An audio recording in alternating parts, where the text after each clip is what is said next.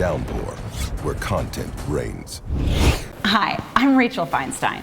My friend called me recently with a terrible personal problem, and I do what I often do. I use scenes from the movies to help my friends solve their problems rather than give them my careful attention. And then someone called me and said, hey, we can pay you to do that. And I thought, you know what? I owe a lot in back taxes, so well,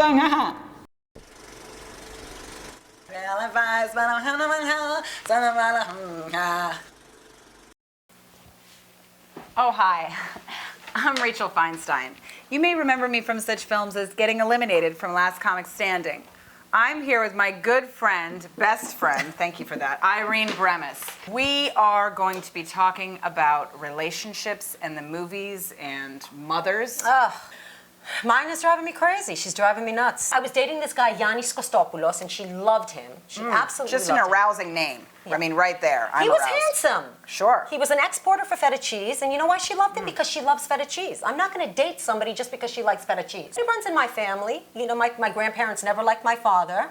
You know, he smells like a goat. And your boyfriend now, does she accept him, or how's that going? He's got a pension, you know. It's not good enough for her. Sit up and adjust my cans for that. Ooh, they look very handsome. Thank very you. Lovely. Thank you. She's putting a lot of pressure on me now, you know, to marry the right guy, you know, because of our family name, and it's just it's a lot. Mothers are hard, you know. I mean, my mom walked in on me French kissing a Michael J. Fox poster, and I told her I was cleaning it. She also has been doing a weird thing lately. Whenever we go out to a Latin restaurant, my mom thinks it's respectful to order in a Spanish accent. I'm like, Mom, you're a wild I'll have the taco el carbon. And the guy's just glaring at her like, you terrible white bitch. She just doesn't care, you know. What do you think, Frank, about all this? When you don't do what she says, what's the cost to you? The cost to me is that, you know, that she's not going to speak to me anymore. That's it. She's going to cut me out, you know. Well, everyone loves Titanic. What a fun film. I mean, they wear fancy dresses and their cans are out just like yours. And Thank it's you. a good time. And there's a shrew mother in that film, too. We're going to take everyone on a trip, and we're going to take you into the film. I'm very well connected in show business, and I've found a lot of people from the local community theater. There's a woman named Karen that's going to read a Titanic scene with you about mothers to help you understand. Karen, where are you? She's that little spiky-haired Jewish lady in the corner.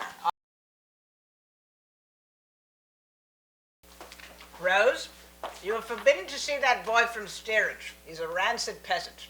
But I don't love Cal.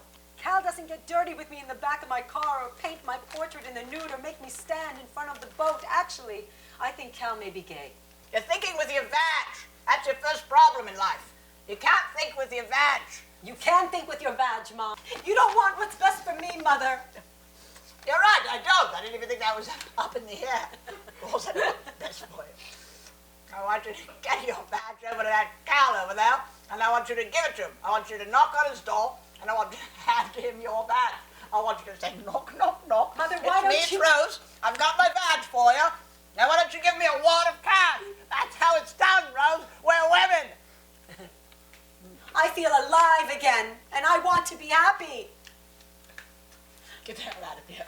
I don't like the looks of you, and I never have. You take the sweet crotch, and you bring it over to that cow. Oh. We learn from cinema, okay? We learn universal lessons about life from the movies. Frank, what do you have to say about all this? Okay. If you went ahead and fulfilled your dream and ran away with this guy, what cost to you would come from your family or... Well, to tell you the truth, the worst thing that could happen is my mother just wouldn't talk to me anymore. You know what? That's not such a bad thing because she's driving me fucking crazy. Okay, so I hope everybody learned something. I hope everybody learned something, and we can all go home and say, alas, the movies! Rachel, I'm really hoping that you get a little help for your cocaine problem.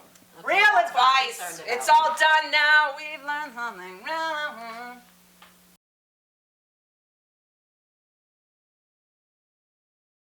Debbie, these briefs were supposed to be on my desk an hour ago. And by that I mean boxer briefs.